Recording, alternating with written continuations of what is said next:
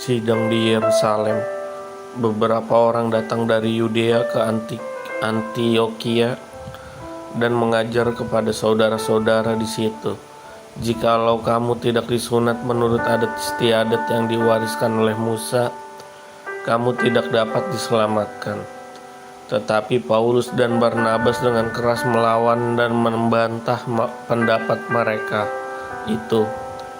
Akhirnya ditetapkan supaya Paulus dan Barnabas serta beberapa orang lain dari jemaat itu pergi kepada rasul-rasul dan penatua-penatua di Yerusalem untuk membicarakan soal itu. Mereka diantarkan oleh jemaat sampai keluar kota. Lalu mereka berjalan melalui Fenisia dan Samaria, dan di tempat-tempat itu mereka menceritakan tentang pertobatan orang-orang yang tidak mengenal Allah. Hal itu sangat menggembirakan hati saudara-saudara di situ. Setibanya di Yerusalem, mereka disambut oleh jemaat dan oleh rasul-rasul dan penatua-penatua. Lalu mereka menceritakan segala sesuatu yang Allah lakukan dengan perantara mereka. Tetapi beberapa orang dari golongan Farisi yang telah menjadi percaya datang dan berkata, "Orang-orang bukan Yahudi harus disunat dan diwajibkan untuk menuruti hukum Musa." Maka bersidanglah rasul-rasul dan penatua-penatua untuk membicarakan soal itu. Sesudah beberapa waktu lamanya berlangsung pertukaran pikiran mengenai soal itu, berdirilah Petrus dan berkata kepada mereka, "Hai saudara-saudara, kamu tahu bahwa telah sejak semula Allah memilih aku dari antara kamu, supaya dengan perantaraan mulutku bangsa-bangsa lain mendengar berita Injil dan menjadi percaya. Dan Allah yang mengenal hati manusia telah menyatakan kehendaknya untuk menerima mereka, sebab Ia mengaruniakan Roh Kudus juga kepada mereka sama seperti kepada kita. Dan Ia sama sekali tidak mengadakan perbedaan antara kita dengan mereka, sesudah Ia menyucikan hati mereka oleh iman. Kalau demikian, mengapa kamu mau mencobai Allah dengan meletakkan pada tengkuk murid-murid itu suatu kuk yang tidak dapat dipikul, baik oleh nenek moyang kita maupun oleh kita sendiri? Sebaiknya kita percaya bahwa oleh kasih karunia Tuhan Yesus Kristus kita akan beroleh keselamatan sama seperti mereka juga." Maka diamlah seluruh umat itu, lalu mereka mendengarkan Paulus dan Barnabas menceritakan segala tanda dan mujizat yang dilakukan Allah dengan perantara mereka di tengah-tengah bangsa-bangsa lain. Setelah Paulus dan Barnabas selesai berbicara, berkatalah Yakobus, "Hai saudara-saudara, dengarkanlah aku. Simon telah menceritakan bahwa sejak semula Allah menunjukkan rahmat-Nya kepada bangsa-bangsa lain, yaitu dengan memilih suatu umat dari antara mereka bagi namanya.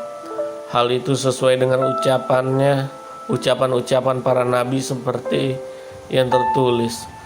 Kemudian aku akan kembali dengan membangun kembali pondok Daud yang telah roboh, dan reruntuhannya akan kubangun kembali dan akan kuteguhkan, supaya semua orang lain mencari Tuhan, dan segala bangsa yang tidak mengenal Allah yang kau sebut milikku.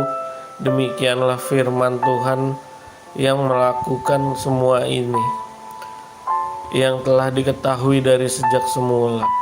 Sebab itu aku berpendapat bahwa kita tidak boleh menimbulkan kesulitan bagi mereka dari bangsa-bangsa lain yang berbalik kepada Allah. Tetapi kita harus menulis surat kepada mereka supaya mereka menjauhkan diri dari makanan yang telah dicemarkan berhala-berhala dari percabulan, dari daging binatang yang mati dicekik, dan dari darah.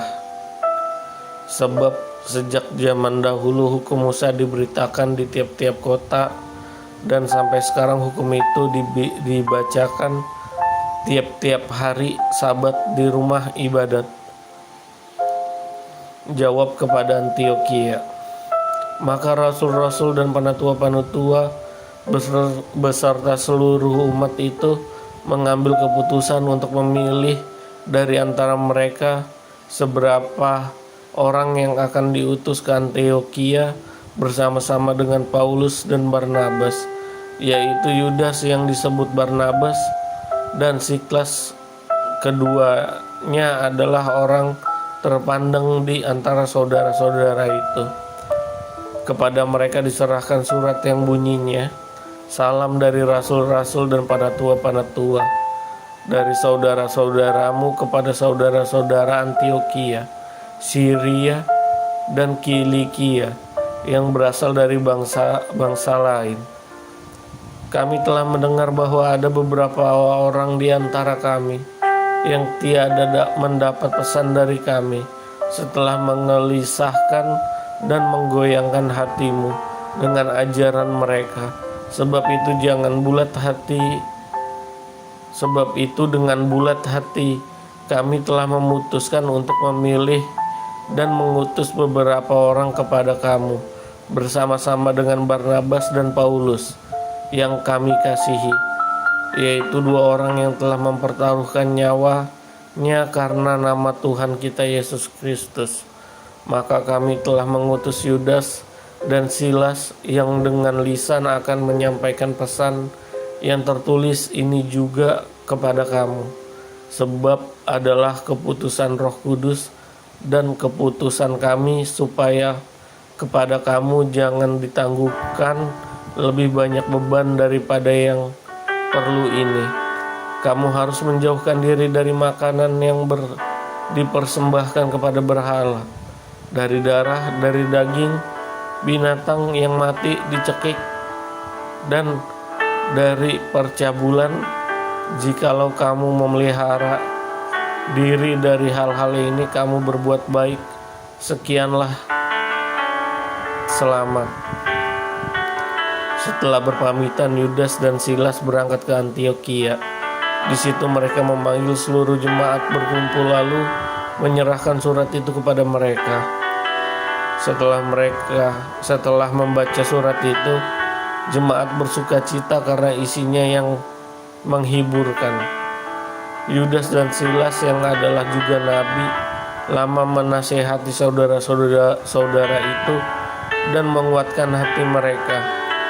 Dan sesudah beberapa waktu keduanya tinggal di situ, saudara-saudara itu melepas mereka dalam damai untuk kembali kepada mereka yang mengutusnya.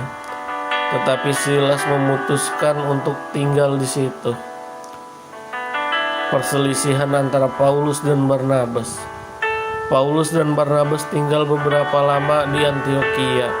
Mereka bersama-sama dengan banyak orang lain mengajar dan memberitakan firman Tuhan. Tetapi beberapa waktu kemudian berkatalah Paulus kepada Barnabas, "Baiklah, kita kembali kepada saudara-saudara kita di setiap kota di mana kita telah memberitakan firman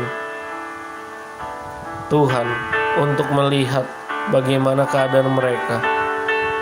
Barnabas ingin membawa juga Yohanes yang disebut Markus, tetapi Paulus dengan tegas berkata bahwa tidak baik membawa serta orang yang telah meninggalkan mereka di Pamfilia dan tidak mau turut bekerja bersama-sama dengan mereka. Hal itu menimbulkan perselisihan yang tajam sehingga mereka berpisah dan Barnabas membawa Markus juga sertanya berlayar ke Siprus. Tetapi Paulus memilih Silas dan sesudah diserahkan oleh saudara-saudara itu kepada kasih karunia Tuhan, berangkatlah ia mengelilingi Syria dan Kilikia sambil meneguhkan jemaat-jemaat di situ.